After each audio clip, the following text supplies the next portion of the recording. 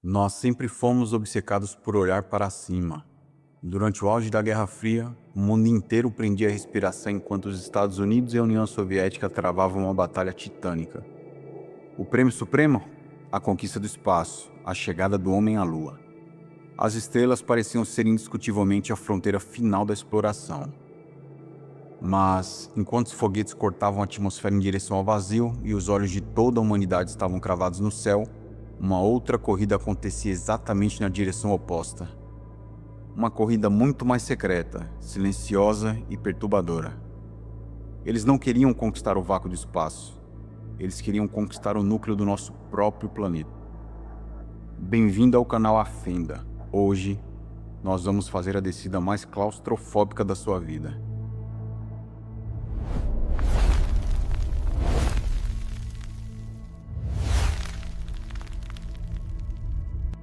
Nós vamos explorar o buraco mais profundo já escavado pelas mãos humanas.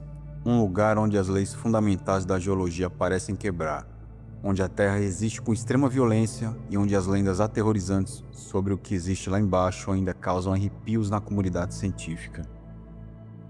Para entender a magnitude insana do que aconteceu, precisamos ir até o extremo norte da Rússia, em uma região inóspita e congelada conhecida como a Península de Kola. Foi ali, em 1970, completamente longe dos olhos do público ocidental, que os soviéticos montaram uma base científica massiva.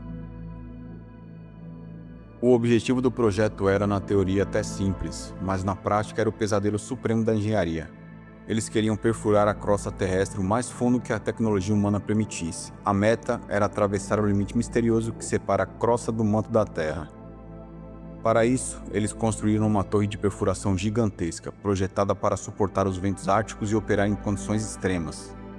E por 24 anos ininterruptos, as brocas industriais mais avançadas do mundo giraram dia e noite. 2 décadas e meia mastigando granito sólido, basalto impenetrável e rochas formadas na infância do planeta. O resultado final desse esforço colossal?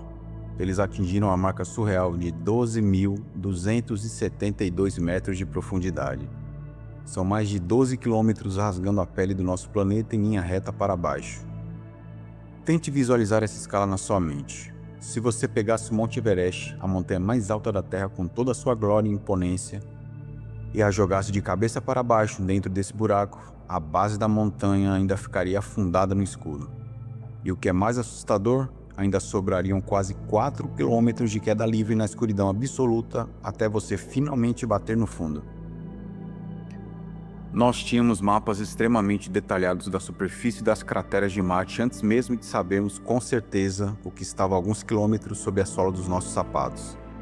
E quando a broca do Poço Kola começou a trazer as primeiras amostras das profundezas extremas, os livros de geologia tiveram que ser reescritos quase que imediatamente. Os modelos matemáticos e científicos da época garantiam que, em profundidades tão absurdas, a pressão colossal transformaria a rocha em uma massa sólida, impenetrável e completamente seca. A água em seu estado líquido simplesmente não poderia existir ali. Mas, ao passarem a marca dos 7 km de profundidade, as brocas atingiram uma anomalia que chocou o mundo. A rocha não era um bloco sólido, ela estava severamente fraturada. E não apenas isso, ela estava completamente encharcada de água altamente mineralizada. Água fervente, presa em um ambiente de pressão esmagadora, fluindo pelas entranhas da Terra. De onde essa água veio? Ela não se infiltrou da superfície. Os cientistas concluíram que essa água foi formada a partir da própria rocha. Átomos de hidrogênio e oxigênio foram exprimidos para fora dos minerais ao longo de bilhões de anos por conta da pressão. E a água fervente agora estava aprisionada ali nas profundezas, sem ter para onde escapar. Mas o abismo de Kola ainda guardava surpresas biológicas perturbadoras. Em profundidades onde a existência de qualquer forma de vida seria uma impossibilidade termodinâmica, as amostras de rocha trazidas para a superfície revelaram algo que deixou os pesquisadores completamente em silêncio. Eles encontraram fósseis microscópicos de plâncton unicelular, 14 espécies diferentes de micro-organismos extintos, estruturas biológicas intactas, esmagadas e perfeitamente preservadas entre rochas incrivelmente antigas, com mais de 2 bilhões de anos. A vida na Terra era infinitamente mais antiga, mais dura e mais bizarra do que a humanidade ousava imaginar. O registro da nossa criação estava gravado no núcleo do planeta. Mas, quanto mais profundo a broca soviética ia, mais o planeta parecia querer revidar. A Terra não queria ser violada. Quando eles atingiram a marca dos 12 quilômetros, a temperatura prevista pelos cientistas era de confortáveis 100 graus Celsius. Um calor extremo, sim, mas ainda tolerável para um maquinário pesado.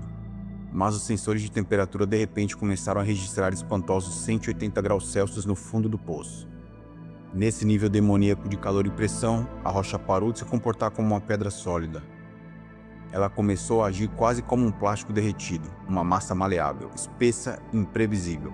As brocas de diamante e aço reforçado, as mais caras e resistentes já forjadas pelo homem, literalmente derretiam, dobravam e quebravam em questão de horas. E o pior, o próprio buraco se fechava sozinho, esmagado pela pressão das laterais. Assim que a broca era retirada para manutenção, como uma ferida geológica se curando instantaneamente. A Terra estava derretendo o esforço, o dinheiro e o orgulho humano. E foi exatamente nessa época, com as dificuldades se acumulando de forma insuportável, que um boato aterrorizante vazou de dentro da União Soviética e se espalhou como fogo pelo resto do mundo. A infame lenda urbana do Poço para o Inferno. O mito dizia que, pouco antes de abandonar as operações, os cientistas desesperados decidiram descer o microfone resistente ao calor até o fundo do buraco, na tentativa de mapear e gravar os movimentos das placas tectônicas. E o que eles ouviram nas fitas não foi o som das rochas se partindo. Foram os sons angustiantes de milhares, talvez milhões, de vozes humanas gritando em agonia. É claro que a gravação de áudio que viralizou nos anos 90 foi provada como sendo falsa, uma montagem inteligente feita com efeitos sonoros de rádios antigos.